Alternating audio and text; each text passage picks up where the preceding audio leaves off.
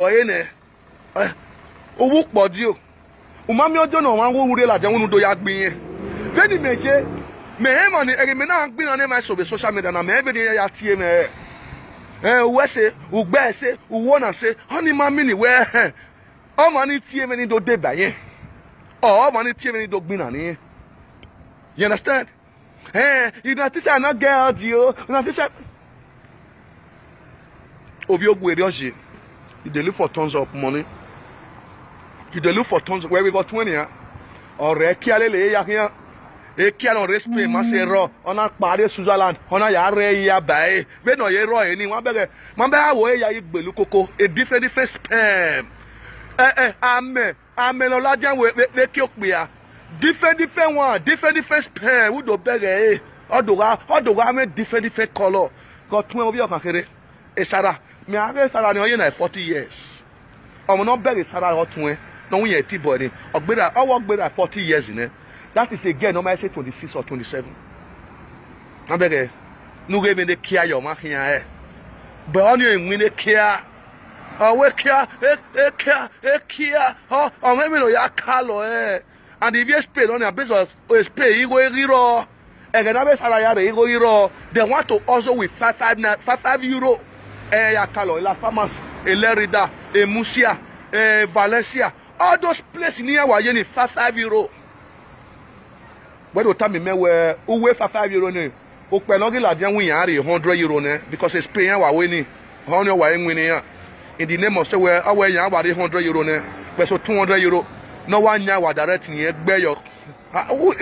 We are man and win as a street boy. Our gilly 1 year or 2 you way. It's so as wa. It's pay me na me we oku me koku pore. It's pay. Me na me we oku me koku pore. Those are the people, set of the people. I thought that plan of power there on. I wait here ya plan eko.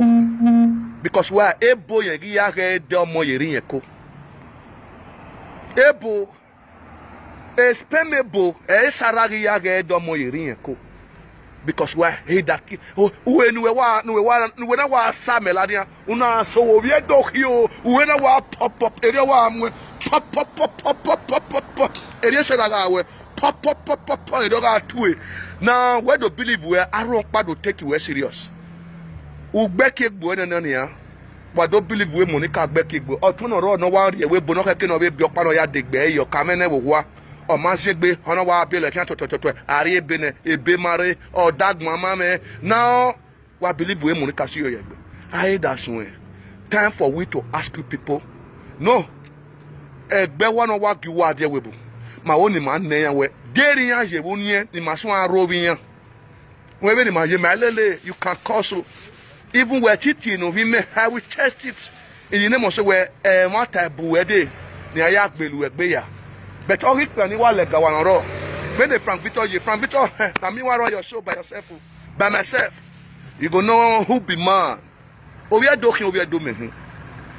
We go know who be man with time come. When I allied in Nigeria, Akpe Webu, Akpe Jando, me I do where me na will be la ha. Make I be the kind person when I be before. Ike Badia Webu do where. Because if you never see for this social media, you know say me yes. I am a yafi boy only worry Frank Victor no.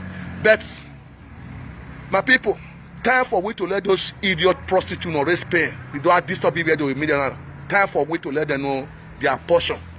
Their portion when you are about a vera no e holo yoto ogbara ngbere yan hie kidnapper lele ya yan hie a bandage lele ya yan hie courtesy lele edo umaye gba o re no wa be do ejemi wa ne wa we saganya yan we be me the jama view you on wahwe odu ato we to get ready.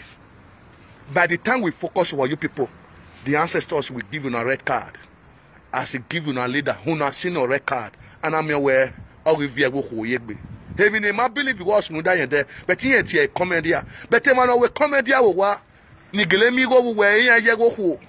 He have a time in where I can you imagine pedo ata where tawa go gunyo na dem person say where I failing how do I move by teacher how we teacher say where do move by bizugbe we bizugbo see very well my me again why you working a buwania wa ore Monica see Monica as I said for my video When I see you answer those motherfucker, where even where dollar for many years and you only break down. When I see you answer, then I will come for you. And even give where that the kuitama. Even where dollar in even I said where you la guamia where here. Ona ono riaewa. Ona ono riaewa. Una yeti is una kpabebare. Now every bekana only and where do I answer